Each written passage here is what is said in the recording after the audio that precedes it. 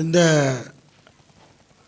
12வது நாளிலேயும் தேவனுடைய சமூகத்திலே இந்த உபவாச நாளிலே நாம் கூடி ஜெபிக்க தந்த நல்ல பாக்கியத்துக்காக ஸ்தோத்திரிக்கிறேன். ये 12वां उपवास के दिन में भी हम इकट्ठे होकर प्रार्थना करने के लिए प्रभु दिया हुआ ये अच्छा निकले के लिए प्रभु का धन्यवाद. ஒவ்வொரு நாளும் நாம் தேவனும் தேவனுக்கு விரோதமான பிசாசனுடைய ஒவ்வொரு தந்திரங்களையும் உபாயத்தையும் குறித்து பார்த்து கொண்டிருக்கிறோம். हम प्रतिदिन परमेश्वर और परमेश्वर के विरोध से जो बैरी कार्य करता उसके हर एक तंत्र और उपाय हथियार के बारे में हम நேற்றைய தினத்திலே பொல்லாங்கன்ங்கிற கூடிய செய்தியை பார்த்தோம். कल के दिन हम वो तुष्ट ये नाम पर हम वचन सुना. இந்த நாளிலேயும் கூட நாம் பார்க்கக்கூடியது और इन दिन में हम देखना है லூசிஃபர். लूसीफर. அதாவது லூசிஃபர் என்கிறா யாருன்னா பிசாசானவன். लूसीफर मतलब कौन है? शैतान. அந்த லூசிஃபர்ங்கிற வார்த்தை லத்தீன் வார்த்தை. वो लूसीफर का शब्द लतीन शब्द है. ஆண்டவருடைய நாமத்துக்கு மகிமை உண்டாகட்டும். प्रभु के नाम की महिमा हो. பழைய ஏற்பாடு எபிரேய பாஷையிலும் புதிய ஏற்பாடு கிரேக்க பாஷையிலும் எழுதப்பட்டிருக்கிறது. आमीन. पुराना नियम इब्रानी भाषा में और नया नियम यूनानी भाषा में लिखा है. அன்றைக்கு ரோமர்கள் ஆட்சி வந்து இஸ்ரவேலை ரோமருடைய அண்டர்ல இருந்தது. उन दिनों में इजराइल रोम का अधीन में था. रोम का राज्य हुआ. அதாவது இயேசு சிலுவையில் அறையும் போது இவர் யாரு எப்படிப்பட்ட ராஜா? யூதனுடைய ராஜான்னு சொல்லி 3 பாஷையில் எழுதி போடு வைத்தார்கள். और यीशु को जो क्रूस पर चढ़ाया था तभी ये यहूदा का राजा करके 3 भाषा में लिख के यीशु के सिर के ऊपर रखा था. கிரேக்க பாஷை, यूनानी भाषा, என்ன लतीन லத்தீன் பாஷை, लतीन भाषा, நோனட பாஷை, एबिरेय भाषा, எபிரேய பாஷை, इब्रानी भाषा. 3 பாஷையில் எழுதி வைத்தார். 3 भाषा में लिख के रखा था. லத்தீன் அன்றைக்கு உயர்ந்த ஒரு எப்படி இன்னைக்கு இங்கிலீஷ் ஒரு உயர்ந்த இது போல அந்த நாட்களில் லத்தீன் ரொம்ப உயர்ந்த ஒரு மோகமான ஒரு லாங்குவேஜாக இருந்தது. आजकल जैसे इंग्लिश भाषा एकदम मोग है वैसे उन दिनों में वो लतीन भाषा के बारे में मोग था. அந்த நாட்களில் ரோமன் கத்தோலிக்க சபையிலலாம் வந்து லத்தீனில் தான் பூசை வச்சாங்க, மாஸ் வச்சாங்க. उन दिनों में रोमियन कैथोलिको चर्च में लतीन भाषा में सर्विस हुआ था. ஆதியில் அந்த லத்தீன் आदि में लतीन था. முழு உலகத்திலையும் லத்தீனில் மாஸ் நடந்தது. आमें. सारे संसार में मास लतीन. நாங்களாம் சின்ன வயசில் கோயிலுக்கு போகும்போது பழைய பழங்கால பாட்டிகள் பெரிய அந்த எருசலேம் யூத பெண்மணியை போல பெரிய துப்பட்டிகளை அணிந்து கொண்டு இந்த லத்தீன் பாட்டுகளை பாடுவாங்க. நாங்களாம் சின்ன வயசில் நம்ம ஜெனிச மாதிரி இப்படிப்பட்ட பிள்ளைகளாக இருக்கும்போது சேர்ந்து நாங்களும் அப்படியே உளர்த்தி பாடுவோம். मेरे बचपना में मतलब वो जेनिसन के उसी उम्र में था. तभी चर्च में जाएगा तो बुजुर्ग औरत लोग स्त्रियाँ ऐसे इतने बड़े लंबे साड़ी के जैसे कुछ दुपट्टा बोलते उसको पहन के वो लतीन का गीत गाएंगे. हम लोग भी उनके साथ होकर कुछ हम भी गाएंगे. லா லா லா லா லா லா லா லா சாந்தோ தேவினா தோபிஸ்கோ தா இப்படி பாடுவாங்க. நாங்களும் சேர்ந்து பாடுவோம். எடுத்து ऐसे लतीन भाषा में वो गीत गाएंगे रोमन कैथोलिक में. அதாவது லத்தீன் இன்றைக்கு உயர்ந்த ஒரு மோகமான ஒரு லாங்குவேஜாக இருந்துச்சு. उन दिनों में वो लतीन भाषा एक मोग का भाषा था, अनमोल था. அதான் லத்தீனில் தான் அங்கே டிரான்ஸ்லேஷன் பண்ணப்பட்டிருக்குது பைபிள், முதல்ல பழைய பைபிள். इसलिए वो पुराना पहले का बाइबल लतीन में अनुवादन भी किया था. அதனால் நீங்களாம் ஊர்களில் பழைய ரோமன் கத்தோலிக்க பைபிள் இருந்தால் நீங்கள் அதை போட்டுறாதீங்க, அதை கொண்டு வந்து என்கிட்ட தாங்க. इसलिए तुम लोग गांव में जाते समय वहाँ पुराना रोमन कैथोलिक शास्त्र मिलेगा तो वो ले आके मुझे देना है, वो फेंकना नहीं. நிறைய நான் ஊருக்கு போனால் இப்படி நான் கேட்பேன். मैं ऐसे गांव जाते समय सभी लोग से मैं पूछेगा. என்கிட்ட பழைய பைபிள் இருக்குது நிறைய. ऐसे मेरे पास ऐसे बहुत सारा पुराना बाइबल है. 1 ராஜாக்கள், 2 ராஜாக்கள், 3 ராஜாக்கள், 4 ராஜா, அந்த 1 நாளாமா 2 நாளாம் தான் ராஜாக்கள் 4 ராஜாக்களை போட்டிருக்கும். उस बाइबल में पहला राजा, दूसरा राजा, फिर इतिहास को तीसरा राजा हो, चौथा राजा हो, ऐसे लिखा. இந்த லூசிஃபர்ங்கிற வார்த்தை லத்தீன் வார்த்தை. ये लूसीफर ये शब्द लतीन शब्द है. அதாவது சாத்தான். शैतान. அதாவது இங்கே கவனிக்க வேண்டும், ரோமர்கள் அன்றைக்கு உயர்ந்த ஆழமாக அவர்கள் கிரேக்கர்களும் ரோமர்களும் எப்படிப்பட்ட அதாவது வான ஆராய்ச்சிகள்லாம் அதிகமாக அவர்கள் பண்ணினவர்கள், जो उन வான दिनों சாஸ்திரங்களை எல்லாம் ஆராய்ந்தவர். आमें आसमान के बारे में उतना अच्छा वो लोग सर्च किया था, रोमानियों और यूनानी लोग. ஆகவே இங்கே கவனிக்க வேண்டும், सुनिए, அந்த லூசிஃபர்ங்கிற வார்த்தைக்கு விடிவெள்ளி கூடிய அர்த்தம். वो लूसीफर शब्द का மார்னிங் ஸ்டார், போர் की தாரா. लूसीफर शब्द का क्या अर्थ है? बोर की तारा, मॉर्निंग स्टार. அதாவது அது ஒரு லத்தீன் வார்த்தை. वो एक लतीन शब्द है. அதாவது முதல் அதாவது அந்த விடியற் காலத்தில் ஒரு நட்சத்திரம் தோன்றும், அதுக்கு பேர் வீனஸ். आमें. जो बोर में एक तारा उदय होता, उसका नाम वीनस. ஒளியை ஏந்துபவன் என்று அவர்கள் பெயர் வைத்திருக்கார்கள். उसका ऐसे नाम रखा है, ज्योति को उठाने वाला. அந்த காலை நட்சத்திரத்துக்கு பேர் தான், விடிய காலத்தில் அந்த வானில் தோன்றக்கூடிய அந்த நட்சத்திரத்துக்கு பேர் தான் அதாவது வீனஸ் அப்படின்னு இங்கிலீஷில் சொல்லப்பட்டிருக்கிறது. आमें. जो ऐसे आकाश में उदय होता है, वो तारा के नाम है Venus. Venus as the morning star. லூசிஃபர்னா Venus as the morning star. அதாவது அந்த அதிகாலையில் அந்த விடியற் காலத்தில் தோன்றக்கூடிய அந்த விடிவெளி.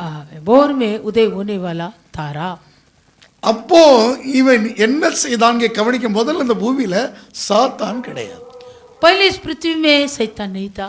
தேவனும் தேவ தூதர்களும் இருந்தார்கள். परमेश्वर और परमेश्वर को फरिश्ते लोग था. மனிதனை உண்டாக்கும்பாகவே தேவனும் தேவதூதரும் இருந்தார்கள். और मानव को बनाने से पहले परमेश्वर और परमेश्वर को फरिश्ते था. அந்த தேவதூதனை மிகவும் அழகாக உண்டாக்கி இருந்தார் தேவன். और उस फरिश्तों को प्रभु उतना सुंदर रीति पर बनाया. ஆனால் அவனுக்கு परंतु उसके लिए ஒரு அவருக்கு மேல உயர வேண்டும் என்று தன்னுடைய வாசஸ்தலத்தை விட்டுட்டு அவருக்கு மேல உயர வேண்டும் என்று ஒரு எண்ணம் வந்துச்சு.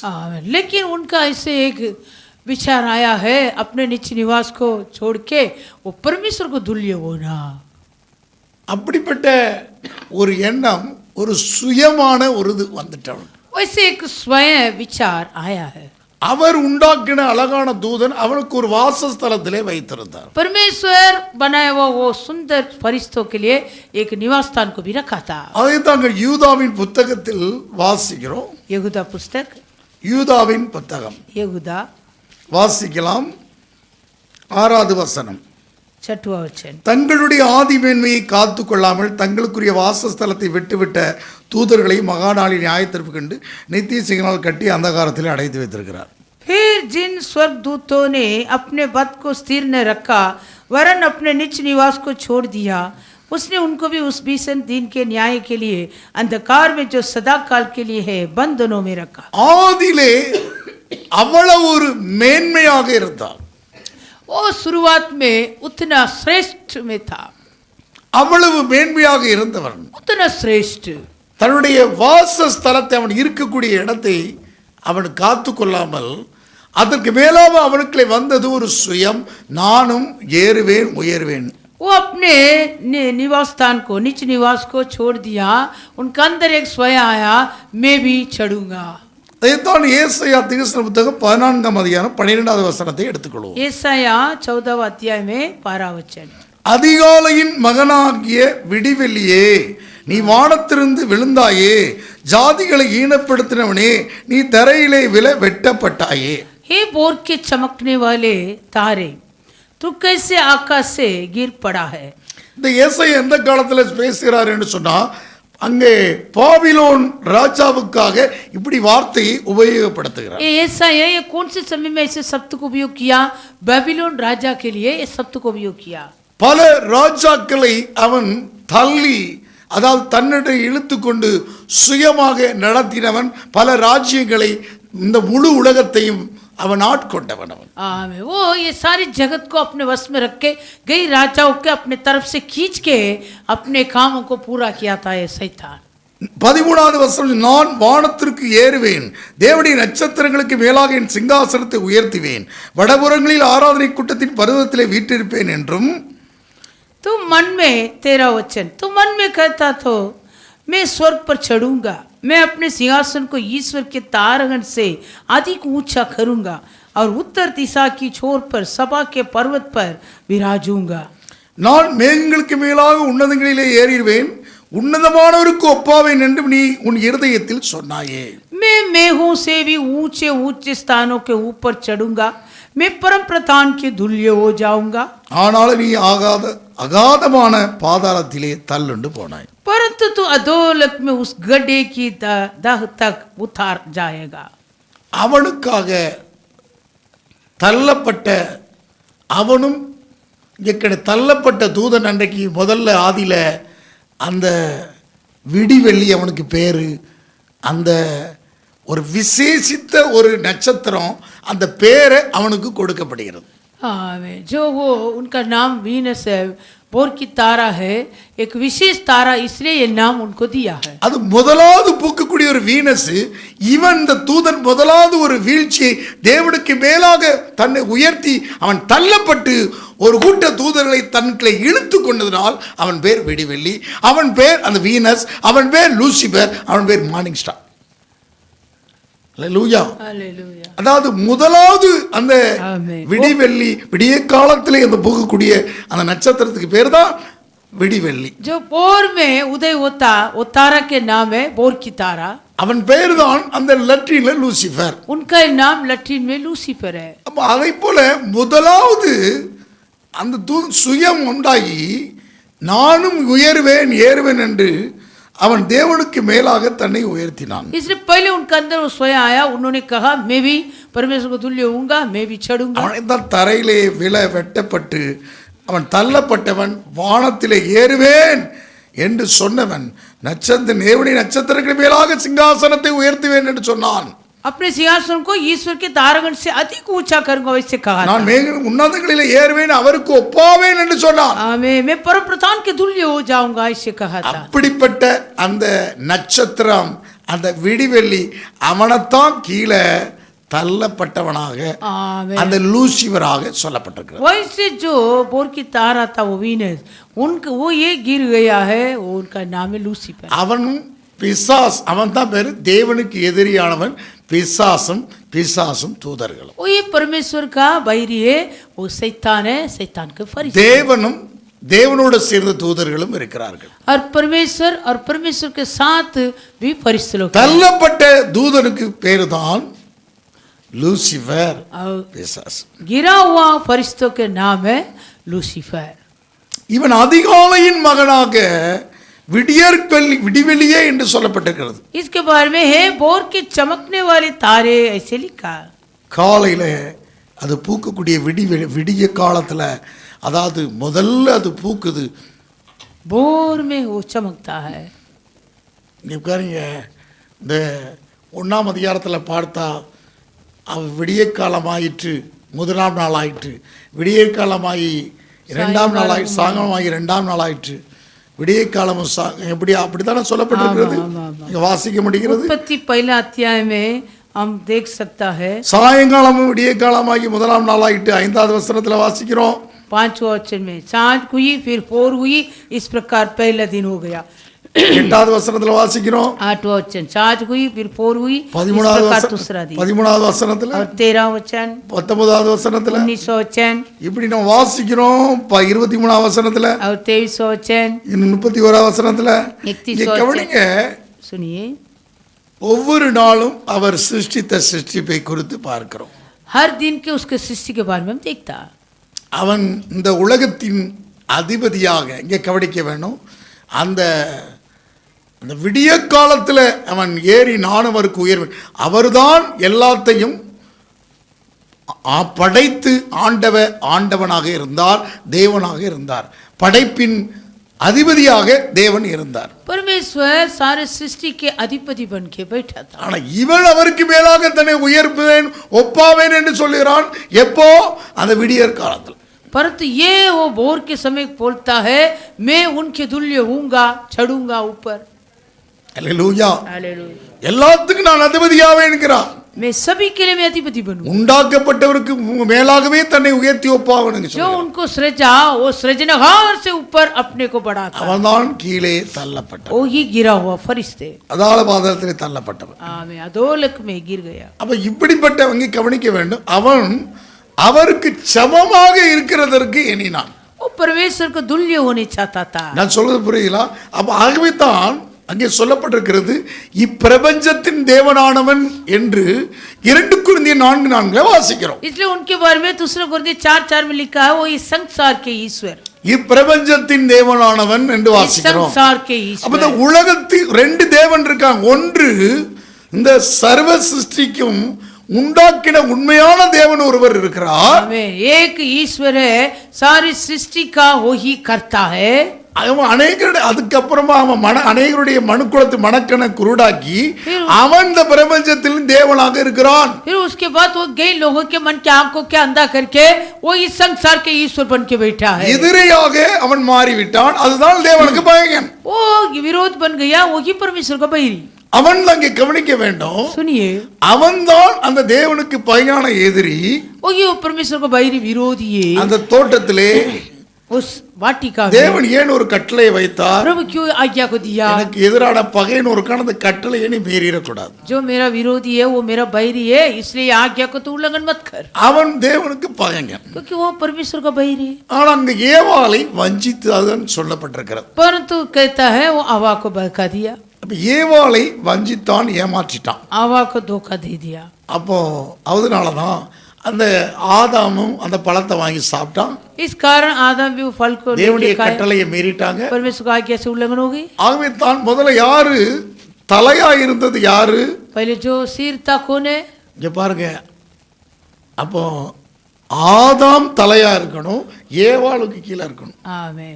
आदम सिर बनना, हवा उसके अधीन में அதான் रहना। ஸ்திரீயை பார்த்து 3ஆம் அதிகாரத்துல 16வது வசனத்துல வாசிக்கிறோம். आमेन। उत्पत्ति 3 अध्याय में 16 वचन। அவர் ஸ்திரீயை நோக்கி, நீ கர்ப்பவதியா இருக்கும்போது உன் வேதனை மிக பெருக பண்ணுவேன், வேதனையோட பிள்ளை பெறுவாய், உன் ஆசை உன் புருஷனை பற்றி இருக்கும், அவன் உன்னை ஆண்டு கொள்வான்.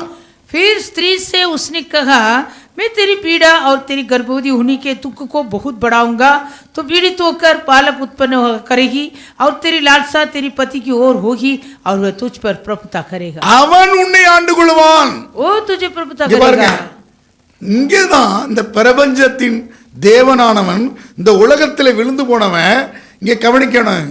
அந்த தேவனுடைய பிரமாணத்தை மாற்றி ஆண்டு கொள்ள வைக்கிறான். इस विषय में है जो गिरा हुआ ये संसार के ईश्वर ये परमेश्वर का व्यवस्था को बदल के राज्य करने रखता है। அவன் தான் லூசிஃபர். ओ ये लूसीफर। இங்கே கவனிக்க வேண்டும், இந்த பிரபஞ்சத்தை இந்த உலகத்தினுடைய ஆண்டவன் அவன் எப்படி தேவனுக்கு விரோதமாக தான் உயர்த்தி ஆண்டு கொள்ளணும்னு சொல்லணும். அவனுக்குள்ள என்ன வந்ததோ, சுயம் வந்ததோ, அதைத்தான் தன்னுடைய சாயலாக தன்னுடைய ரூபத்துப்படி உண்டாக்குனவனுடைய அவனுக்கு மேலாக ஒரு யார் ஏவாள அதுக்கு மேலாக உயர்த்த வச்சான். जैसे वो लूसीफर वो अपने सृजनहार के ऊपर अपने को बढ़ाने सोचा था, वो सब कुछ राज्य करने सोचा, वैसे इस वचन को विरोध से वो हवा को वो आदम के ऊपर ऐसे सिर बन के वो बदल के रखता है। ஹல்லேலூயா. மாத்துறாங்க. वो बदला है वो व्यवस्था। எப்படி அவனுங்க மாறணும்னு நினைச்சா அவனை தள்ளிட்டாரு. जैसे वो अपने को ऐसे बदलने सोचा उनको गिरा दिया। சாயலா தானே படைச்ச, தேவனுடைய சாயலா ரூபமா படைச்ச, இந்த நான் மாத்தி காமிக்க. अभी वो कहता है, सोचा देखो तू तेरे स्वरूप में बना है ना, अभी इसको मैं बदल के दिखाता हूँ। நான் அவருக்கு சமமா இருக்க முடியல, என்ன தள்ளிட்டீர்ல. मैं तेरे तुल्य होने नहीं हुआ था, मुझे गिरा दिया। இந்த பாரு நான் மாத்தி காமிக்கிறேன். देखिए मैं अभी बदलता हूँ। அவனுக்குள்ள முதலாவது இருந்தது என்ன? இருந்தது சுயம். पहले वो शैतान के अंदर क्या था? स्वयं। அதுக்கப்புறமா தான் அவனுக்குள்ள பெருமை. उसके बाद उसको अभिमान। அதாவது அவனுக்குள்ள சுயம் வந்தது. என்ன எப்படி வந்தது? நான் ஏறணும். वो स्वयं उनका कैसा आया? मैं भी चढ़ूंगा, அவருக்கு சமமாக இருக்கணும், परमेश्वर को परम प्रधान के तुल्य அவருடைய होऊंगा, ஸ்தானத்துல அவருக்கு ஒப்பாக இருக்கணும். उनके सिंहासन से मैं ऊंचे அதான் होऊंगा। முதலாவது அவனுக்கு இருந்தது சுயம், செல்ஃப். पहले उनका अंदर क्या था? स्वयं। அதான் முதல் ரவுண்டுக்குள்ள சுயம் அங்க போட்டிருக்கிறேன். इसलिए वो पहले राउंड में वो लिखा है स्वयं। இரண்டாவது ரவுண்டுக்குள்ள பிரைட் பெருமை, और दूसरे राउंड में ब्राइड பெருமை. अभिमान, மூணாவது ஆரோகன்ஸ், तीसरा आरोग्य அகந்தை. गर्व। அல்லேலூயா. हालेलुया। இதுதான் மனிதனுக்கு அன்றைக்கு வந்து இதைத்தான் அங்க கொண்டு வந்தான். ये उन दिन में मानव के अंदर அவன் लेकर முதல்ல எப்படி இங்கே கவனிக்க வேண்டும்? சுயம், स्वयं, பெருமை. अभिमान। பெருமைங்கிறது அவருக்கு சமமா இருக்கிறது. अभिमान मतलब उनके तुल्य होता है। அவருக்கு சமமா இருக்கிறதுங்கிறது அவனுக்கு பெருமை. हाँ, उनके तुल्य होना ऐसा अभिमान आया। அல்லேலூயா. हालेलुया। அவருக்கு ஒப்பாவேன். मैं भी उसके तुल्य होऊंगा। அகந்தையா பேசுறான். कितने गर्व से बात। அவன் தான் அதாலபத்துல தள்ளப்பட்டான். इसलिए अधोलोक में गिरा दिया। அதனாலதான் இங்கே கவனிக்க வேண்டும். सुनिए, அவன் வந்து இப்படிப்பட்டவன், वो कैसा है? அவனை இப்படி கீழே அதாலபத்துல தள்ளிட்டார். इसलिए उसको गिरा दिया। அந்த தள்ளப்பட்டவன் அந்த உலகத்தின் தேவனாக, அந்த விடிய காலத்தில் நடந்த சம்பவம், அவன் அந்த உலகத்தின் அதிபதியாக தான் இருக்கிறான். ஆனால் தேவனும் தேவதூதர்களும் அங்கே அவர் சிருஷ்டி கர்த்தராகவே இருந்து கொண்டிருக்கிறார். वो जो ये विषय बोर में हुआ था, वो गिरने के बाद भी वो इस संसार का ईश्वर बन के वो अपने परिस्थितियों के साथ राज्य करता है, परंतु परमेश्वर अपने परिस्थितियों के साथ अपने निवास स्थान இந்த உலகத்துக்குள்ள தான் நீ வாலாட்டிக்கிறனுப்பா. तो इस संसार के अंदर है पूछ को हिलाना। தெய்வத்துவத்தினுடைய எல்லா பரிபூர்ணங்களும் அவருக்குள்ள தான் இருக்கிறது. आमीन। उस ईश्वर के सारे ईश्वरत्व उनके अंदर है। அந்த தெய்வீகம்ங்கிறது அவர்கிட்ட தான் இருக்கிறது. आमीन। वो ईश्वरत्व उसके अंदर है। அந்த சாயலை தான் இலக்க வச்சுட்டான். आमीन। उसी वो स्वरूप को खोने के ஏன்னா लिए, அவருக்கு பகைகள் ஆயிட்டான் இல்லையா? क्योंकि ये उनका बैरी बन गया। இந்த பாரு, நான் மாத்தி காமிக்கிறேன். देखो मैं बदल के दिखाता हूँ। அங்க யாரு மேல தலையா வச்ச ஆதாம அவனை கீழே போட்டுட்டு யார மேல ஆயிட்டாப்ல, ஏவால மேல உயர்த்தி தலையாக்கிட்டான். जो सिर बन के रखा आदम को नीचा करके, ये जो हवा को ऊपर करके रख दिया। அதனால 15ஆம் வசனத்தில் சொல்றா, உனக்கும் ஸ்திரீக்கும் உன்னுக்கு அவளத்துக்கு பகையை உண்டாக்குவேன், அவர் உன் தலையை நசுக்குவார், அவர் நீ குதிகாலை நசுக்குவார் என்றார். 15 बच्चा, और मैं तेरे और इस स्त्री के बीच में और तेरे वंश और इस वंश के बीच में बैर उत्पन्न करूंगा, वे तेरे सिर को कुचल डालेगा और तू उसकी हेड़ी को डसेगा। அவன் இப்படி ஒரு அழிவுள்ள வித்து அவன் விதைத்திட்டான். ऐसे एक नासवान बीज को தேவன் ஒரு அழியாமையாக தேவனுடைய சாயலாக உண்டாக்கி வச்சிருந்தார். परमेश्वर ऐसे बना के रखा था, अविनाशी बन के, அழிவுள்ள வித்தாக வைக்கின்றது. लेकिन वो नासवान बीज बन गई है। இதுதான் இந்த கான்செப்ட்ல தான் இங்க கவனிக்க வேண்டியது. உலகம் இயங்கிட்டு இருக்கு. इसी कॉन्सेप्ट में ये पूरे जगत। அப்ப இந்த உலகத்தில் அதுக்கு சமமாக இருக்கன்னு சொல்லி என்ன? परमेश्वर को तुल्य होने चाहता அப்ப ஏன் இன்றைக்கு உலகமும் உலகத்திலையும் குடும்பத்திலையும் இன்னைக்கு தேசங்களையும் ஏன் இந்த சாத்தான் கிரியை செய்திருக்கிறான்? இந்த ஆர்டரை அவன் வீழ்த்தி விட்டான். क्यों आजकल ऐसे ये संसार में, सारे जगत में, देशों में, परिवारों में ये वो राज्य करता शैतान, वो जो प्रभु रखा था, ये आर्डर को उलट कर दिया। ஆனால் ஆண்டவராகிய இயேசு அவருடைய இதை காலகாலங்களமா இப்படி செய்து கொண்டே இருந்தான், எல்லாத்தையும் வீழ்த்தி. वैसे गई गाल से गई पीढ़ी से पीढ़ी तक ऐसे करते रहता था। எல்லாருக்குள்ளேயும் அந்த மரணமே சம்பவித்துக் கொண்டிருந்தது. सभी के अंदर मरण ने राज्य किया। அழிவுள்ள வித்துல பிறந்து அழிவிலே போய்கிட்டு இருந்தார்கள். नासवान बीज में जन्म होकर नासवान में नष्ट हुआ था। அதுதான் இயேசு அழியாத வித்தாக.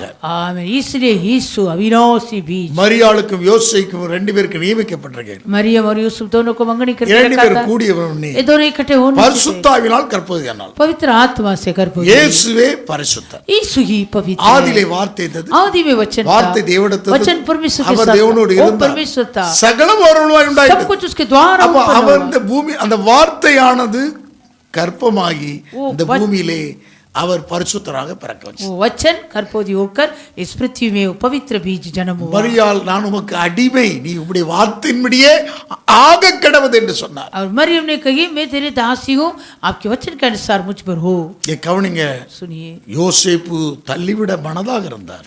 यूसुफ उसको हालेलुया त्याग करने सोचा था, தியாக देने के लिए मनसा में था. ஆனா தூதன் இறங்கி लेकिन फरिश्ते उतर के அவருக்கு விலைக்கு சொன்னனால उनको सब कुछ बताया, அவர் ஏற்றுக்கொண்டார். इसलिए वो ग्रहण कर दिया। அதுக்கப்புறமாக பிள்ளைகள் பிறந்திருக்கு. फिर उसके बाद भी बच्चे लोग जन्म हुआ। அப்படி வந்து வாசிக்கிறோம். वैसे हम शास्त्र में पढ़ता है। இயேசுவின் சகோதரர்கள் இல்லையா, அங்கே यीशु के भाइयों के बारे में, இல்லையா வேதத்துல யாக்கோப்பு यूसुफ, யோசிப்பு இப்படி வேதத்துல பாருங்க. यीशु के नाम, भाइयों के नाम को लिखा है। ஆண்டவருடைய பரிசுத்த நாமத்துக்கு प्रभु ஸ்தோத்திரம். की पवित्र नाम को महिमा हो। அப்ப இங்கே கவனிக்க வேண்டும். सुनिए, இப்போ இந்த பரிசுத்தர் அந்த அவனுடைய தலையை நசுக்கிறதற்காக, उनके सिर को डसाने के, மரணத்தை அவர் ஜெயித்ததற்கு எப்படி காரணம்? आमेन, वो कैसे मरण से विजय पाया? ஆதாம் முதலாக இயேசு கிறிஸ்து வரைக்கும் மரணம் ஆண்டு கொண்டது आदम से लेकर यीशु मसीह तक मरण राज्य किया। ஒருவனுடைய மீறுதலினாலே एक मनुष्य के अपराधों முழு से உலகமும் மரணம் ஆண்டு கொண்டது. सारी संसार पर मरण राज्य ரோமர் किया। 5ஆம் அதிகாரம் 15 இருந்து 19 வரைக்கும் பார்க்கிறோம். रोमियो 5वां अध्याय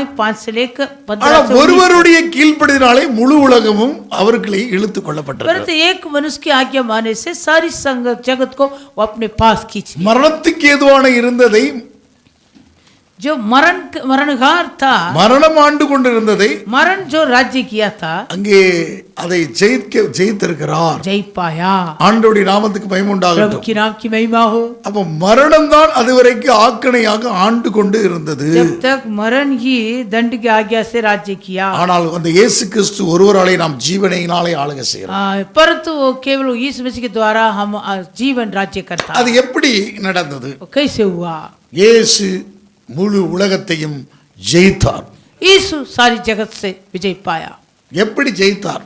जैसे विजय पाया, முதலாவது கவனிக்கிறோம். सुनिए, இயேசு தேவனுடைய ரூபமாகவும் அவருடைய சாயலாகவும் இருந்த அந்த இயேசு, जो परमेश्वर के प्रतिरूप था वो यीशु, வேதம் சொல்லுது யோவான் 1:18 அதாவது தேவனை ஒருவனும் ஒரு காலம் கண்டதில்லை, அவர் மார்பில் இருந்த இயேசு வெளிப்படுத்தினார். आमीन। यूहन्ना सुसमाचार पहला अध्याय 18 वचन में लिखा है, परमेश्वर को किसी ने कभी नहीं देखा, केवल उनके सीने पर था, वो यीशु मसीह ने पिता के बारे में प्रकट தமிழ்ல किया। மடியிலேன்னு சொல்லப்படுங்க தவறு, மார்பில் போசம் மார்பில் இருந்தது.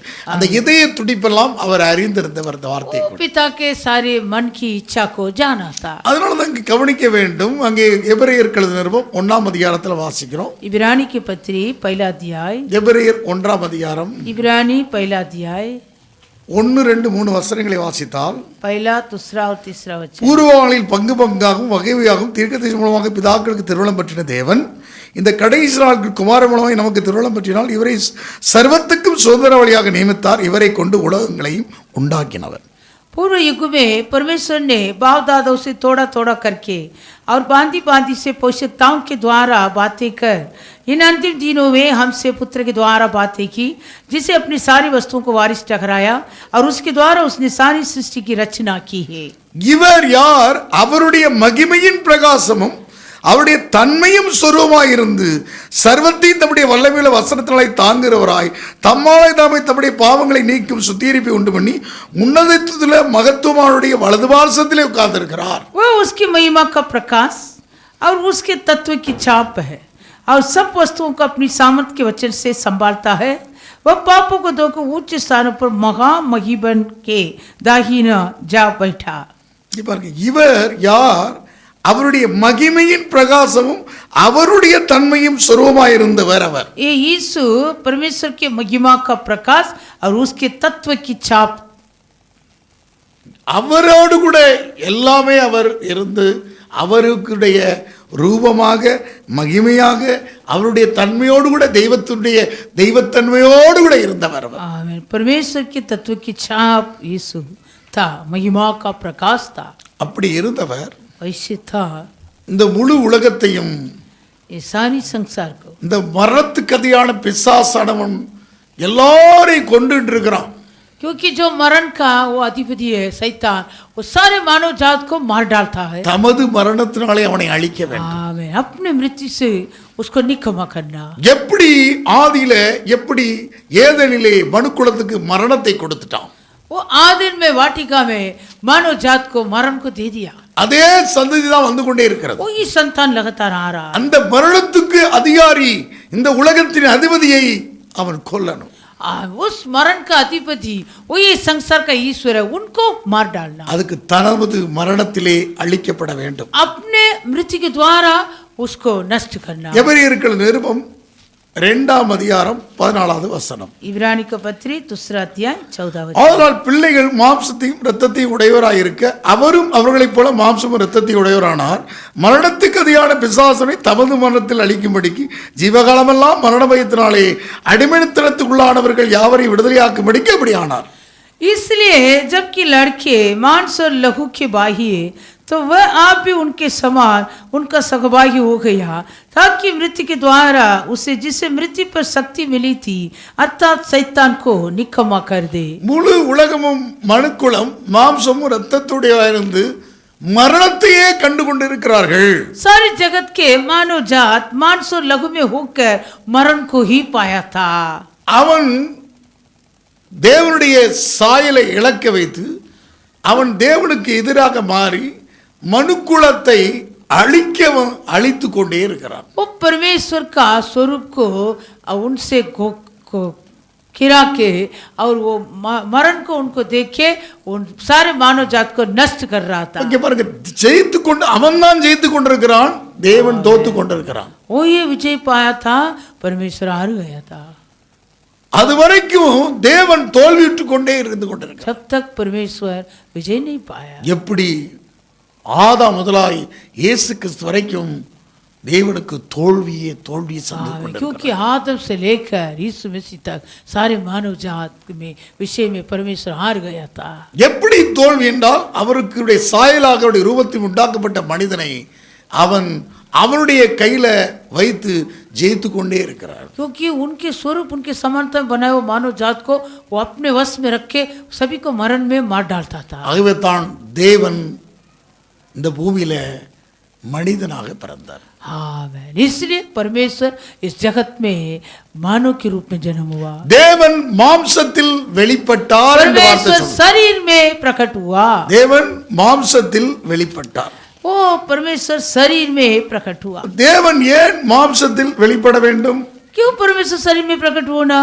இங்க வேதம் சொல்கிறது 1 தீமோத்தேயு 3ஆம் அதிகாரம் 16ஆம் வசனத்துல வாசிக்கிறோம். पहला तीमुथियुस 3 अध्याय 16 वचन। தேவன் மாம்சத்தில் வெளிப்பட்டார். आमीन। वो शरीर में प्रकट हुआ।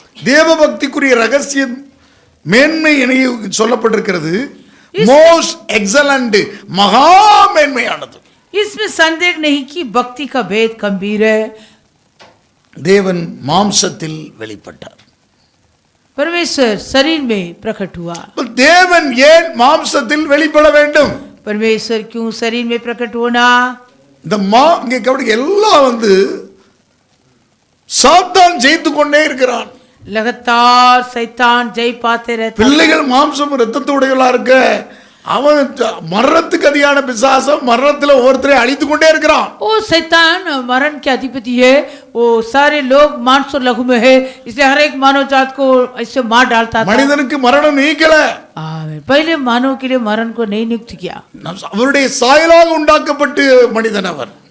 उनके स्वरूप में बनाया हुआ मानव। இந்த கனியை புசிக்கும் நாளிலே நீ சாகவே சாவாய். आमीन। जिस दिन तू ये फल खाएगा उसी दिन तू मरेगा। அந்த கட்டளையை மீற வைக்கிறதுக்கு தான் वो आज्ञा का उल्लंघन कराने के लिए தலைய வாளாக்கிட்டு வாள தலையாக்கிட்டான். आमीन। सिर को पूंछ बनाया, पूंछ को सिर बनाया। ஏவாள தலையாக்கிட்டு அவனை வாளாக்கிட்டான். आमीन। हवा को सिर बनाया, आदम को पूंछ बनाया। இங்கே கவனிங்க, இப்படிப்பட்ட பிசாசுனுடைய தந்திரம். ऐसे शैतान का तंत्र। அங்கே அங்கே எப்படி அந்த அன்னையில இருந்து பாவத்தின் சம்பளம் மரணமாக்கப்பட்டு விட்டது. उस दिन से लेकर पाप का मजदूर मृत्यु। தேவன் இதை பார்த்து இந்த அவருடைய வேதனையோடு கூட அவருடைய பாரப்பட்டு அவருடைய மார்பில் இருந்த இயேசுவை யாரை அனுப்புவேன் என்று அவர் பரிதவித்துக் கொண்டிருக்கவில்லை. என்னை அனுப்பும் என்று அவர் இந்த பூமியிலே அனுப்பப்பட்டார். ऐसे सारे मानव जात को देख देखकर परमेश्वर अपने मन में तड़प रहा था। तब उसके सीने पर था यीशु। उनके मन की तड़प को जानकर परमेश्वर ने पूछा, मैं किसको भेजूं? तब यीशु ने कहा, मुझे भेजिए। இங்கே ஏசாயா 6ஆம் அதிகாரத்தில் வாசிக்கிறோம் 8வது வசனத்துல, ஏசாயா யாரை நான் அனுப்புவேன், யார் நமது காரியமாய் போவான் என்று உரைக்கிற ஆண்டவருடைய சத்தத்தை கேட்டேன். அதற்கு இதோ அடியேன் இருக்கிறேன், என்னை அனுப்புவேன். तब मैंने प्रभु का यह वचन सुना, मैं किसको भेजूं और हमारी ओर से कौन जाएगा? तब मैंने कहा मैं यहाँ हूँ, मुझे இங்க பாருங்க, भेज। மகா பிரதான அப்போஸ்தலன்னா யார் தெரியுமா? आमीन। महाप्रधान याजक मतलब कौन है? அப்போஸ்தலன். प्रेरित। அப்போஸ்தலன் என்றாலே அனுப்பப்பட்டவன். प्रेरित मतलब कौन है? वो भेजा गया। அல்லேலூயா. हालेलुया। முதலாவது இயேசுவை இந்த பூமியிலே அனுப்பினார் தேவன். आमीन। पहले परमेश्वर यीशु को इस पृथ्वी में भेजा। முதலாவது ஒரு சுவிசேஷத்தை அறிவிக்க அனுப்பப்பட்டவர் யார் என்று சொன்னால் தேவனே அந்த வேலையை செய்தார். அனுப்பப்பட்டவர் தான் இயேசு. पहले एक सुसमाचार सुनाने के लिए परमेश्वर ने एक काम को किया, भेजा हुआ यीशु। தேவன் மாம்சத்திலே வெளிப்பட்டார். परमेश्वर शरीर में प्रकट हुआ। ஏன் மாம்சத்தில் வெளிப்பட்டார்? क्यों वो शरीर में प्रकट हुआ? ஆதியிலே வார்த்தை இருந்தது, आदि में वचन வார்த்தை था। தேவனிடத்தில் இருந்தது, परमेश्वर அவர் के साथ- தேவனோடு இருந்தார், वो परमेश्वर था। சகலமுமாய் सब कुछ உண்டாயிட்டது. उसके द्वारा उत्पन्न हुआ। யோவான் 1:14 சொல்கிறது, यूहन्ना पहला अध्याय 14 அவர் वचन। எப்படி அவர் கிருபையினாலும் சத்தியத்தில் நிறைந்தவராய் நமக்குள்ளே வாசமணியார் என்று அங்கே யோவான் 1ஆம் அதிகாரம் 14வது வசனத்திலே வாசிக்கிறோம். योहान पहला अध्याय 14 वचन, वो अनुग्रह और सच्चाई से परिपूर्ण होकर हमारे अंदर வார்த்தையானது தான் डेरा। மாம்சமானது. वचन ही देवदारी हुआ। வார்த்தையானது மாம்சமாகி கிருபையினால் சத்தியத்தில் நிறைந்தவராய் நமக்குள்ளே வாசமணினார். वचन देवदारी हुआ और अनुग्रह और सच्चाई से परिपूर्ण होकर हमारे बीच में डेरा அவருடைய किया। மகிமையை கண்டபோது பிதாவுக்கு ஒரே பேராவுடைய மகிமைக்கு ஏற்றதாகவே இருந்தது. और हमने उसकी ऐसी महिमा देखी जैसे पिता के एकलौते की महिमा।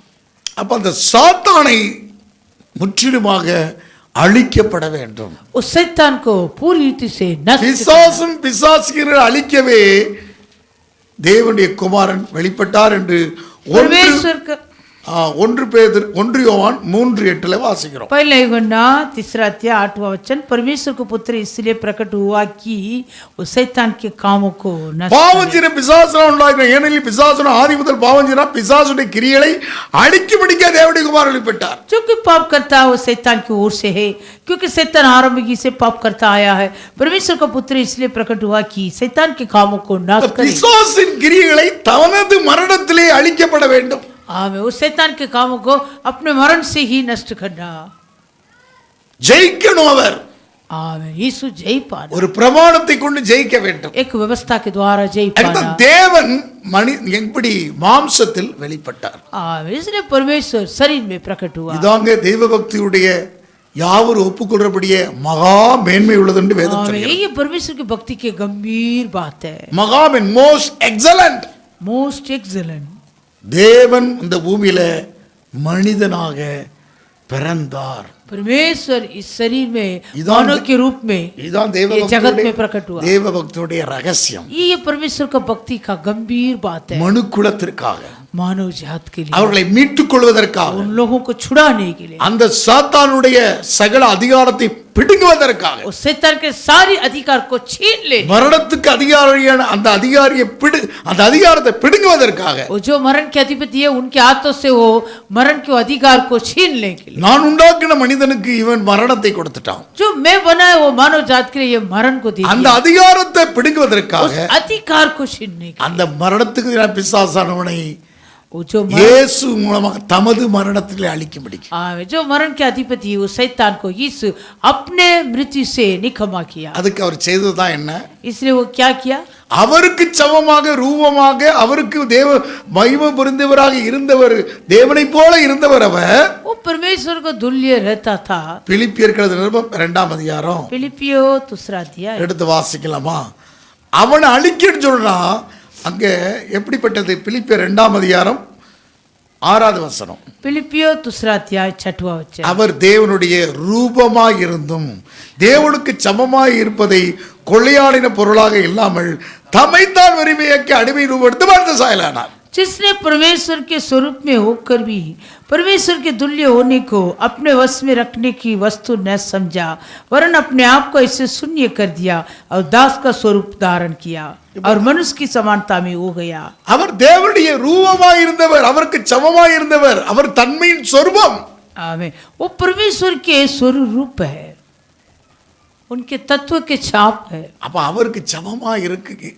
அன்றைக்கு தூதன் அவருடையது தெய்வத்துவத்துக்கு உரியதெல்லாம் அவன் சமமாய் இருப்பேன், உயர்வேன், ஒப்பாவேன் என்று சொல்லி கிடந்தவன் அந்த தூதன் அவன் தான் விழுந்து போன சாத்தான். लेकिन उन दिन में वो फरिश्तों ने कहा था वो बोर की तारा मैं उनके तुल्य होऊंगा, परम प्रधान के ऊपर मैं चढ़ूंगा, इसलिए वो शैतान बन गया. ஆனால் இயேசு लेकिन यीशु இந்த முழு உலகத்துல அப்படி தேவனுக்கு எதிராக இருந்த மனுக்குலத்தை, ये सारी जगत में परमेश्वर के विरोध बन के मानव जात था उनको, இந்த முழு உலகமும் ये सारी जगत அப்படிப்பட்ட அந்த சுயமும் பெருமையும் அந்த அகந்தையும் ஆட்கொண்டு அந்த சாத்தானால் வைக்கப்பட்டிருந்தது. आमीन. स्वयं और अभिमान और गर्व के मारे उस शैतान के वश में पड़ा था मानव जात. அதனால தான் தேவன் ஒரே ஒரு பாவத்துக்கு பெரிய நான் பெருமை உள்ளவனுக்கு எதிர்த்து நிற்கிறேன்னு சொல்லுங்க. इसलिए परमेश्वर का वचन कहता है अभिमानों के लिए मैं विरोधी हूँ. பெரிய பாவத்திலே பெரிய பாவம் பெருமை. अभिमान में सबसे बड़े पाप क्या है? अभिमान. அந்த பெருமையினாலே அவன் விழுந்து போய்விட்டான். वो अभिमान से ही गिरा. முதல்ல அவனுக்குள்ள சுயம் இருந்தது, पहले उनके अंदर स्वयं था, அந்த சுயம் அவனுக்கு பெருமையாக இருந்தது. वो स्वयं उनका अभिमान को लेकर आया. அவருக்கு சமமாக இருப்பேன், उनके तुल्य होऊंगा, நானும் உயர்வேன், मैं भी चढ़ूंगा, அவருடைய ஸ்தானத்தில் இருப்பேன்னு சொன்னான். उनके स्थल पर मैं भी रहूंगा. அத இயேசு சொன்னார், इसलिए यीशु ने कहा ஒருவன் என் பின்னே வர விரும்பினால் यदि कोई मेरे पीछे आना चाहता தன்னை தான் வெறுத்து, अपने आप को इनकार தன்னை करके, தான் என்று சொல்கிறார். अपने आप தனக்குள்ள என்ன இருக்கிறது? अपने अंदर क्या ஒரு है? சுயம் இருக்கிறது. स्वयं.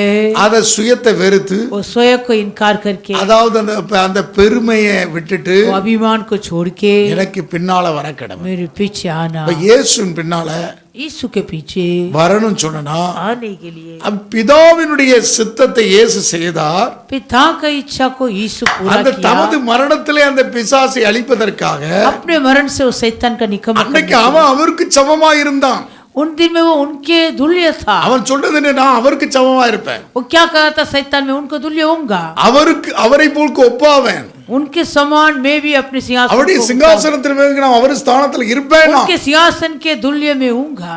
ஆனால் இயேசு परंतु यीशु இங்கிருந்து அங்க அவருடைய சிங்காசனத்திலிருந்து கீழே வந்தவர் यीशु अपने सिंहासन छोड़ के इस जगत में आया. முழு மனுக்குலத்திற்காக, सारे मानव அந்த जाति. மரணத்துக்கு அதிகான பிசாசனை தமது மரணத்தை அழிப்பதற்காக, आमीन. जो मरण के अधिपति शैतान को अपने मृत्यु से निकम्मा करने के लिए மனுஷரூபமாய் காணப்பட்டு மரண பரியந்தம் தன்னை தாழ்த்தி சிலுவையிலே கீழ்ப்படுத்தி தம்மை தாமே தாழ்த்திட்டார். அவர் मनुष्य के रूप में प्रकट होकर अपने आप को दीन किया और यहाँ तक आज्ञाकारी रखा कि मृत्यु, क्रूस की मृत्यु भी सगली. ஆகவே தான் எல்லா நாமத்துக்கு மேலான நாமமாக இயேசு உயர்த்தப்பட்டிருக்கிறார். इस कारण परमेश्वर ने उसका अति महान भी किया. மீண்டும் பிதாவின் சிங்காசனத்திலே வீற்றிருக்கிறார். அவர் वापस वो पिता के सिंहासन में था. பிதாவின் வலதுபாசத்திலே வீற்றிருக்கிறார். पिता के दाहिने ओर जा पहुंचा. தூதர்கள் வல்லமை அதிகாரம் எல்லாம் அவருக்கு கீழ்ப்பட்டிருக்கிறது என்று சொல்கிறது. फरिश्तों अधिकार सामर्थ उसके अधीन किया गया. 1 பேதுரு 1:22 சொல்றது எல்லாம் அவருக்கு கீழ்ப்பட்டிருக்கிறது. पहला पत्रस पहला अध्याय 22 वचन.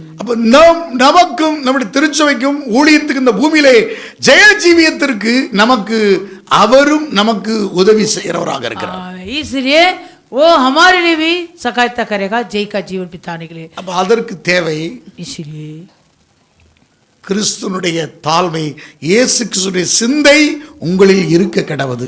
आमीन. 5 பிலிப்பியர் 2:5 சொல்றது கிறிஸ்து இயேசுவுடைய இருந்த சிந்தையே உங்களில் இருக்க கடவுது. आमीन. फिलिपियर 2:5 जैसे मसीह यीशु का स्वभाव था वैसे कि तुम्हारा भी स्वभाव हो. அப்ப என்னன்னு சொல்லலாம், அவருக்கு சமமாக இருப்பதை கொள்ளையாடின பொருளாக எண்ணாமல், उसके तुल्य होना अपने वश में नहीं रखना. இயேசு தன்னை மரண பரியந்தம் தாழ்த்திட்டார். यीशु अपने आप को ऐसे शून्य कर दिया, मरण तक वो दीन कर दिया. இங்க வேதம் சொல்லுகிறது, शास्त्र कहता है 1 கொரிந்தியர்கள் நிருபம் पहला कुरिन्थियों को 11ஆம் அதிகாரம் 11वां अध्याय 3வது வசனத்தை வாசித்தா, 3रा वचन. 1 கொரிந்தியர் 11:3 पहला कुरिन्थियों 11:3. ஒவ்வொரு புருஷனும் கிறிஸ்துனுக்கு கிறிஸ்து தலையா இருக்கிறார் என்றும், ஸ்திரீக்கு புருஷன் தலையா இருக்கிற வேண்டும், கிறிஸ்துவுக்கு தேவன் தலையா இருக்கிற வேண்டும் நீங்கள் அறிய வேண்டும் என்று விரும்புகிறேன்.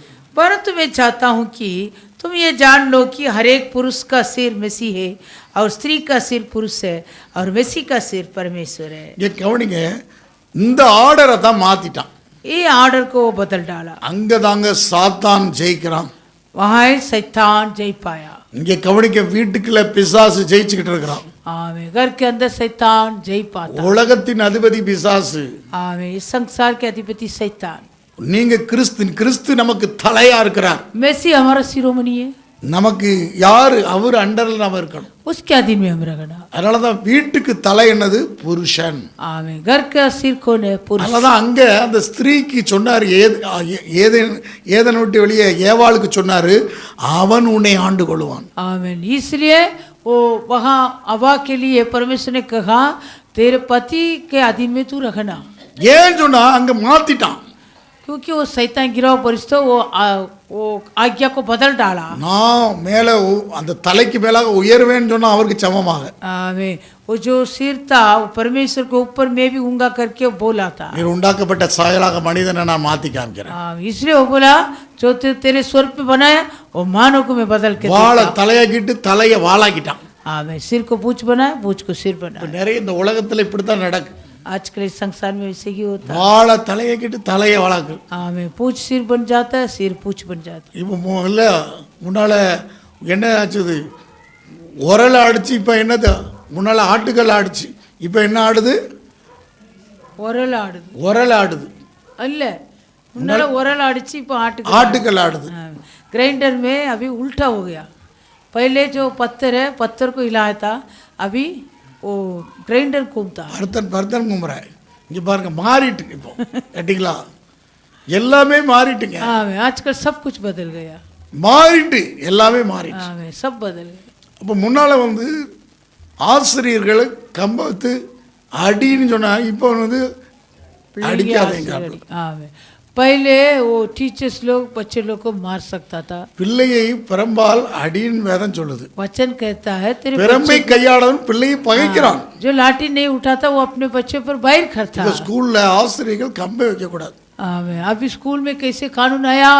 आमेन. जो टीचर्स है वो लोग लाठी हाथ में नहीं ले. பாருங்க, அப்போ பிசாசு தலையை வாளாக்குறான், வாழ தலையாக்குறான். आमेन. पूरा शैतान का काम है. पूछ को सिर बनाएगा, सिर को पूछ. ஆனால் இயேசு परंतु यीशु அந்த வாளை தலையாக்கிட்டார், वो पूछ को सिर बनाया. கீழை மேலாக்கிட்டார். आमेन. जो सिर था उसको உங்களை வாளாக்காமல் தலையாக்குறவர், वो तुम्हें भी पूछ नहीं सिर உங்களை बनाया. கீழாகாமல் மேலாக்குறவர் नीचे नहीं ऊंचे बनाया. இயேசுவே அப்படி செய்கிறார். यीशु ही ऐसे करता. ஆண்டவருடைய நாமத்துக்கு மகிமை உண்டாகட்டும். नाम की महिमा हो. அப்ப இப்படி இந்த பிரமாணத்தில் கட்டப்பட்டவர்களாக இருக்கணும். इस व्यवस्था में हम अधीन में रखना.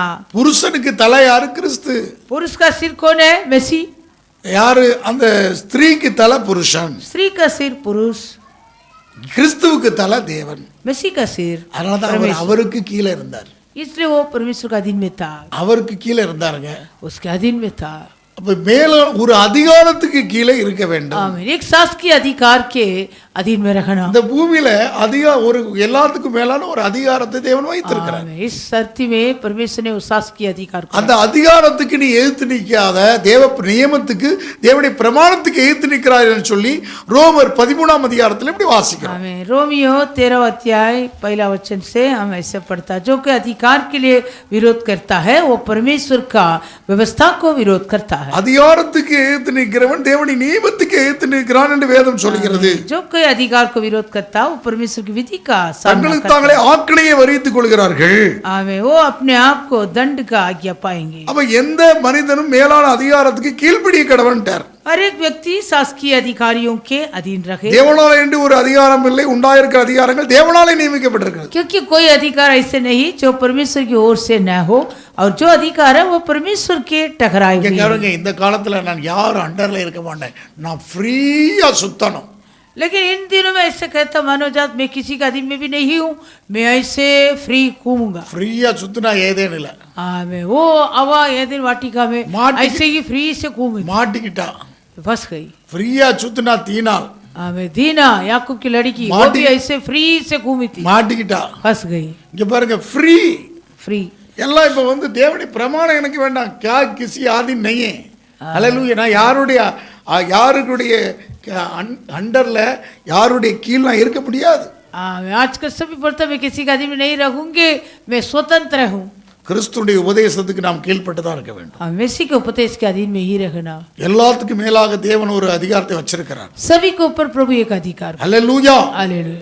குரு இல்லாத சீசன் அல்ல, गुरु बिना चेला नहीं, தகப்பன் இல்லாத பிள்ளை அல்ல, पिता बिना पुत्र नहीं, எஜமான் இல்லாத வேலைக்காரன் அல்ல, आमीन. मालिक बिना नौकरी नहीं, சுக்கான் இல்லாத கப்பலும் இல்லை, कथुआ बिना जहाज नहीं, கடிவாளம் இல்லாத குதிரையும் இல்லை. आमीन। घोड़ा बिना लगाम बिना घोड़ा भी नहीं। எல்லாத்துக்கும் மேலாக ஒரு அதிகாரத்தை सबके ऊपर एक अधिकार, அந்த ஒரு அதிகாரத்துக்கு நீ கீழ்ப்பட்டு தான் இருக்க तो வேண்டும். अधिकार के अधीन में ही रखना। இயேசு அனுப்பினவருடைய அதிகாரத்துக்கு அவர் கீழ்ப்பட்டிருக்கிறார். यीशु जो उनको भेजा उनके अधीन में था, அவருக்கு சமமாக இருந்தவர் उसके तुल्य ही था। அந்த சாத்தானை வீழ்த்துவதற்காக, वो शैतान को தமது மரணத்தை அளிப்பதற்காக आमीन, अपने मरण से शैतान को निकम्मा करने के लिए அவர் தம்மையே மரண பரியந்தம் தம்மை ஓ, அப்படி- அதாவது சிலுவையின் பரியந்தம் தன்னை தாழ்த்திட்டார். वो अपने आप के क्रूस की मरण तक आज्ञाकारी पालन किया। இந்த दीन உலகத்துல बना। நீங்கள் எதை அடைந்தாலும் தேவ சமூகத்துல தாழ்த்தணும். आमीन। तुम भी इस संसार में कुछ भी पाते हो, தாழ்மை प्रभु உள்ளவருக்கு के सम्मुख में हम दीनता होना, தாழ்மை உள்ளவருக்கு கிருபை தரும். क्योंकि जो दीनता में है उनको प्रभु अनुग्रह देता। தெய்வத்துவத்துடைய பரிபூர்ணம் தெய்வீகம் உங்களுக்கு வரணும்னா இந்த ஆர்டருக்குள்ள வரணும். आमीन। और परमेश्वर के वो ईश्वरीय गुण स्वभाव तेरे अंदर आने के लिए तू इसी ऑर्डर में ही आना। இப்படிப்பட்ட அனுபவத்துக்குள்ள வந்தாதான், ऐसे अनुभव में तो आएगा। அதனாலதான் தெய்வத்துவத்துடைய பரிபூரணம் எல்லாம் சரீரமான அவருக்குள் வாசமா இருக்கு கொலோசியர் 2ல வாசிக்கிறோம். आमीन। कोलोसियों दूसरा अध्याय में हम वो 9वां वचन, क्योंकि 9வது வசனம், ஏனென்றால் தெய்வத்துடைய பரிபூரணம் எல்லாம் சரீரமான அவருக்குள் வாசமா இருக்கிறது. क्योंकि उसमें ईश्वरत्व की सारी परिपूर्णता सदैव वास करती है। அங்கே தெய்வத்துவத்தினுடைய அந்த தெய்வத்துவத்தினுடைய காரியத்தை அழிக்கிறதுக்கு தான் பிசாசு திட்டமிட்டான். वो ईश्वरत्व उस स्वभाव को नष्ट करने के लिए शैतान युक्ति बनाया। ஆனால் இயேசு அந்த தெய்வத்துவத்தினுடைய அந்த பரிபூரணத்தை மீண்டும் சபைக்குள்ளே கொண்டு வருகிறார். परंतु यीशु ईश्वरत्व परिपूर्णता को वापस कलीसिया में ले உங்களையும் பரிபூரணமாக அவர் ஆசீர்வதிக்கிறார். तुम्हें भी संपूर्ण आशीष நீ करेगा। உங்களையும் மணவாளன் கிட்ட மணவாட்டியாக உங்களை ஆசீர்வதிக்கிறார். तुम्हें भी दुल्हा के तुल्य दुल्हन बन के आशीष देता எங்க है। இந்த ஆர்டர் இல்லையோ அங்க சாத்தான் கிரியை செய்வான். और जहाँ ये आर्डर नहीं वहाँ शैतान कार्य அங்க करता है। லூசிபர் நிப்பான். लूसीफर आके खड़ा होता है। இந்த அந்த இது இல்லாவிட்டா நிச்சயமாக அங்கே அந்த சாத்தான் கிரியை செய்துட்டு தான் இருப்பான். आमीन। नहीं तो शैतान ये आर्डर में नहीं तो शैतान आके सचमुच அந்த ஆதியிலே அந்த ஆர்டரை அந்த ஒழுங்க கெடுத்துட்டாங்க. वो जो आदि में था वो नियम को बदल डाला। அந்த ஆண்டவராகிய இயேசு கிறிஸ்து அதை நிறைவேற்றி காண்பித்தார்.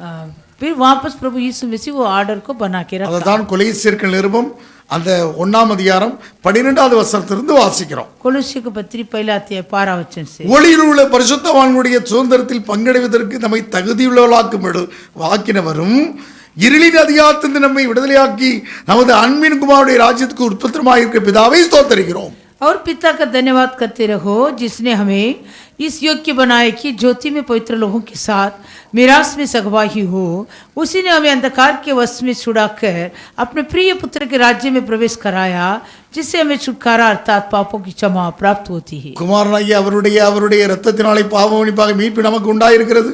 आमीन। उनके द्वारा पाप की क्षमा हमें मिला। அவர் அதரிசனமான தேவனுடைய தற்சொரூபமும் சர்வ சிருஷ்டிக்கு முந்தின பேருமானவர்.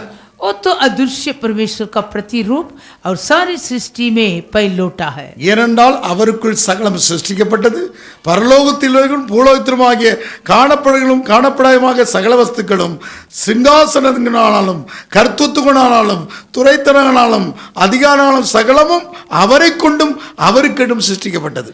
क्योंकि उसी में सारी वस्तुओं की सृष्टि हुई, स्वर्ग की हो अथवा पृथ्वी की, देखी था अनोखी, क्या सिंहासन, क्या प्रभुताएं, क्या प्रधानताएं, क्या अधिकार, सारी वस्तुएं उसी के द्वारा और उसी के लिए सृजी गई है। அவர் எல்லாவற்றிற்கும் முந்தினவர், எல்லாம் அவருக்குள் நிலை நிற்கும். वो ही सब वस्तुओं में प्रथम है और सब वस्तुएं उसी में स्थिर रहती है। அவரே சபையாக சரீரத்துக்கு தலையானவர், எல்லாவற்றிலும் முதல்வராக இருக்கும்படி அவரே ஆதியும் மரித்தோர்ந்து எழுந்த முதற் பேரமானவர். ரொம்ப தெளிவா சொல்றாரு 18ஆம் வசனத்துல. 18 वचन में बहुत अच्छा ठीक लिखा है, वही देह आम है अर्थात कलीसिया का सिर है, वही आदि है और मरे हुओं में से जी उठने वाले में पहिलोटा की सब बातों में वही प्रधानता है। சகல பரிபூரணமும் அவருக்குள் வாசமா இருக்கவும் आमेन। सारी परिपूर्णता उस पर वास करता है। அவர் சிலுவை ரத்தத்தினால சமாதானத்தை உண்டாக்கி பூலோகத்திலவர்கள் பரலோகத்திலவர்கள் ரெண்டையும் ஒப்புரவாக்கி தர அவருக்கு பிரியமாயிற்று. और उसके क्रूस पर बगे हुए लहू के द्वारा मेल मिलाप करके सब वस्तुओं का उसी के द्वारा से अपने साथ मेल कर ले, चाहे वे पृथ्वी पर की हो चाहे स्वर्ग में की। மீண்டும் நமக்கு ஒப்புரவாக்கி தந்திருக்கிறார். तुम्हारा हमें मेल मिलाप करके दिया। ஒப்புரவாக்கின் ஊழியம், मेल मिलाप की सेवा, ஒப்புரவாக்கின் உபதேசம், मेल मिलाप की उपदेश। ஆகவே தேவனோடு ஒப்புரவாங்கள் என்று சொல்கிறோம். इसलिए हम तुम्हें बुद्धि कहता हूँ कि तो परमेश्वर के साथ मेल मिलाप हो। அதைத்தான் அங்க அப்போஸ்தலன் பவுல் எழுதுகிறார். प्रेरित पत्र सोई लिखा 2 கொரிந்தியர் 5ஆம் அதிகாரம் दूसरा कोरिन्थियों 5वां अध्याय 17வது வசனத்திலிருந்து வாசித்தா, 17 वचन से। இப்படி இருக்க ஒருவன் கிறிஸ்துவுக்குள் இருந்தால் புது சிருஷ்டியா இருக்கிற, பழைய ஒழிந்து போன எல்லா புதிதாயின. इसलिए यदि कोई मसीह में हो तो वह नई सृष्टि है, पुरानी बातें बीत गई है, देखो सब बातें नई हो गई है। எல்லாத்தையும் உனக்கு பரிபூர்ணமாக்கி தருகிறவர். आमेन। सब कुछ तुझे संपूर्ण करके இவையெல்லாம் தேவனாலே உண்டாயிருக்கிறது. அவர் இயேசு கிறிஸ்துவை கொண்டு நம்மை தம்மோடு ஒப்புரவாக்கி ஊழியத்தை ஒப்பு கொடுத்தார். ये सब எங்களுக்கு ஒப்பு கொடுத்தார். ये सब बातें परमेश्वर की ओर से है, जिसने मसीह के द्वारा अपने साथ हमारे मेल मिलाप कर लिया और मेल मिलाप की सेवा हमें सौंप दी। அது என்னவென்றால் தேவன் உலகத்தாடிய பாவங்களை எண்ணாமல் கிறிஸ்துவுக்குள் அவர்களை தமக்கு ஒப்புரவாக்கி உபதேசத்தை எங்களுக்கு ஒப்புவித்தார். अर्थात परमेश्वर ने मसीह में होकर अपने साथ संसार का मेल मिलाप कर लिया और उनके अपराधों को दोष उन पर नहीं लगाया और उसमें मेल मिलाप का वचन हमें सौंप दिया है। ஆனபடினாலே தேவனானவர் எங்களை கொண்டு புத்தி சொல்றது போல நாங்கள் கிறிஸ்துவுக்கு ஸ்தானாதிபதியாக இருந்து தேவனோடு ஒப்புரவாங்கள் என்று கிறிஸ்துவிடத்தில் உங்களை வேண்டிக் கொள்கிறோம். इसलिए हम मसीह के राजदूत है, मानो परमेश्वर हमारे द्वारा विनती कर रहा है, हम मसीह की ओर से निवेदन करते हैं कि परमेश्वर के साथ मेल मिलाप कर लो। ஒப்புரவாகிற வார்த்தை இந்த இடத்துல தான் இந்த 3 வசனத்துல 5 தடவை பைபிள்ல முழுமையா சொல்லப்பட்டிருக்கு. आमीन। ये मेल मिलाप के शब्द यही अध्याय में 5 बार दिया है அதிகமான இடத்துல சொல்லப்படல. और अधिक किसी में भी नहीं है। ஹல்லேலூயா. हालेलुया। ஒன்று ரோமர் 5:10 சொல்லப்பட்டிருக்கிறது. रोमियो 5:10 में लिखा। இன்னும் பார்த்தா இங்கே வந்து சொல்லப்பட்டிருக்கிறது. நம்ம கொலோசியர்ல 1ஆம் அதிகாரத்துல வாசித்தோம். कोलोसियों पहला अध्याय में भी लिखा। இங்கே தான் அதிகமாக 5 தடவை சொல்லப்பட்டிருக்கிறது. लेकिन ये दूसरा कोरिन्थियों 5वां अध्याय में अधिक से 5 बार लिखा है। ரீகான்சிலேஷன், மீண்டும் நட்புறவு கொள்ளுதல். दोबारा प्रभु पर प्रेम करना। தேவனை பிரிந்து இருந்தோம், மீண்டும் தேவனோடு நட்புறவு கொள்ளுதல். हम परमेश्वर से अलग हुए थे, अभी वापस परमेश्वर के साथ मेल मिलाप हो गए। ஊழியம்ங்கிறது என்னங்க? और सेवा मतलब क्या? ஊழியங்கிறது என்ன? सेवा मतलब क्या? தேவனோடு ஒப்புரவாக்க வைக்கிறது தான் ஊழியம். परमेश्वर के साथ मेल मिलाप कराता हो சில பேர் सेवा। ஊழியம்னா என்னன்னே தெரியல. कई लोग को सेवा मतलब कुछ मालूम ही नहीं। தேவனோட ஜனத்தை ஒப்புரவாக்க வைக்கிறது தான் ஊழியம். मानव जात को परमेश्वर के साथ मेल मिलाप இதற்கு कराना। தான் இயேசு அனுப்பப்பட்டார். इसलिए यीशु भेजा गया। தேவனோடு பிரிந்து இருந்தோம், हम परमेश्वर से अलग हुए थे, அவரோடு கூட மீண்டும் நட்புறவு கொள்கிறோம். अब वापस उसी के साथ प्रेम बन गए। அதுதான் இந்த மினிஸ்ட்ரி ஆஃப் ரீகான்சிலேஷன். वो ये मेल मिलाप की सेवकाएं, தேவன் அந்த ஒப்புரவாக்கின் உபதேசம், मेल मिलाप की उपदेश, இயேசு கிறிஸ்துவின் கிறிஸ்துவின் உபதேசம் நம்ம தேவனோடு ஒப்புரவாக்குறது. आमीन। यीशु मसीह के उपदेश के द्वारा हमें पिता परमेश्वर के साथ मेल मिलाप कराता है। ஆகவே தான் நாங்கள் ஸ்தானாதிபதிகளாக இருந்து தேவனோடு கூட ஒப்புரவாங்க என்று நாங்கள் போதிக்கிறோம், புத்தி சொல்கிறோம். इसलिए हम मसीह के राजदूत है, मानो परमेश्वर के हमारे द्वारा विनती कर रहा है कि मसीह की ओर से निवेदन करते परमेश्वर के साथ मेल मिलाप कर लो। தேவனோடு சரியானபடி ஒப்புரவாகாம और परमेश्वर के साथ ठीक मेल मिलाप बिना நீங்கள் ஜெயமான வாழ்க்கையில் வாழ முடியாது. तुम जय का जीवन नहीं पीता। ஏன் சாத்தான் அந்த லூசிபர் ஆதியில இருந்து மனுக்குலத்தை நாசப்படுத்திக் கொண்டிருக்கிறான்? वो लूसीफर आदि से मानव जात को नष्ट करता है। பெருமையினால वो अभिमान से விழுந்து போனவன். गिरा हुआ, நமக்கு கிறிஸ்துவின் தாழ்மை நமக்கு, लेकिन हमें मसीह का दीनता, பெருமையின் சுபாவம் நமக்கு இருக்கிறது. अभिमान के स्वभाव हमारे अंदर சுயம் है। இருக்கிறது, பெருமை स्वयं है, இருக்கிறது. अभिमान है, गर्व है। தேவ சம்பந்த வசனத்துக்கு ஒப்பு கொடுத்து தன்னை தாழ்த்தணும். परमेश्वर के सम्मुख में वचन में सौंप के हम अपने आप को दीनता करना। நீங்க அதை தன்னை தாழ்த்தி ஒப்பு கொடுக்கும் போது अपने को दीनता करके प्रार्थना करना, அவரோடு நீங்கள் ஒப்புரவாகி तो விடலாம். उसी के साथ मेल मिलाप हो அப்போ जाता है। உங்களுக்கு ஆண்டவர் கிருபை तब கிடைக்கும். प्रभु तुम्हें अनुग्रह देता है, ஜெயிக்கிறதுக்கு தரவா இருக்கு. जय का जीवन के लिए। 100 கிலோ வெயிட்ட தூக்குனா 100 கிலோ கிருபை வந்து உங்களை தாங்கும். 100 किलो वजन उठेगा तो 100 किलो अनुग्रह मिलेगा। கிருபையும் சத்தியம் ஒன்றைய சந்திக்கும். आमीन। अनुग्रह और सत्य दोनों एक दूसरे से சத்தியம் मिलेगा। முளைக்கும், நீதி தாழ பார்க்கும். आमीन। सत्य का उपज पृथ्वी से होगा और धर्म ऊपर आकाश से இதை குறித்து देखेगा பிரசங்கம் பண்ணா இன்னும் 2 மணி நேரம் பண்ணலாம். இப்ப और 2 நேரம் இல்லை. घंटा प्रसंग அப்போ இங்கே கவனிக்கணும். முதலாவது தேவ சமூகத்தில் அர்ப்பணிப்போம். पहले आप परमेश्वर के सम्मुख में समर्पण होंगे. Thank you Jesus. உமக்கு சமமாக பெருமைங்கிறது உமக்கு சமமானது. जो अभिमान है वो आपके तुल्य होना चाहता. பெருமைங்கிறது என்ன? अभिमान मतलब அவருக்கு சமமா இருக்கிறது. परमेश्वर को तुल्य होना चाहता. அந்த சமமா இருக்கிறதை அவர் என்னால वो तुल्य होना अपने वश में नहीं रखा. அந்த சுயம் वो स्वयं எனக்குன்னு ஒரு இடம் வேணும், मेरे लिए एक जगह चाहिए, எனக்குன்னு ஒரு ஸ்தானம் வேணும். मेरे लिए एक स्थल चाहिए. அப்படி இயேசு கேட்கல. वैसे यीशु नहीं मांगा. எனக்குன்னு ஒண்ணு, எனக்கு ஒண்ணு மேல நான் உயரணும். मैं ऐसे परमेश्वर को तुल्य ऊपर होना, நான் அவருக்கு சமமாக நான் அவருக்கு ஒப்பாக மாறணும். मैं परम प्रधान के तुल्य होना, இதுதான் பெருமை. यही अभिमान. மேலான அதிகாரத்தை விட்டுட்டு நாம शासकीय மேலான अधिकार, அதிகாரத்துக்கு கீழ்ப்படியதில்லை. शासकीय अधिकार का अधीन में नहीं கிறிஸ்துவுடைய रहता. உபதேசத்துக்கு கீழ்ப்படியல. मैसी के उपदेश का अधीन में नहीं रहता. ஆண்டவரே இந்த நாள்ல உம்முடைய சமூகத்துல हे ஒப்பு प्रभु, கொடுக்கிறேன். इन दिन में आपके सम्मुख में நீரே எங்களுடைய தலையாக இருக்கிறீர். तू हमारा सिरो, சபையின் தலையாக இருக்கிறீரப்பா. कलीसिया के सिरो, சபையின் தலையான கிறிஸ்துவே, कलीसिया के शिरोमणि मसीह, நீரே எங்களுடைய தலை. तू ही हमारा सिरो. Thank you Lord. சபையின் அஸ்திவாரமும் நீரே, சபையின் தலையானவர் நீரே, சபையை போஷித்து ஏற்றுக்கொள்ள வருபவர் நீரே. சபை மில்க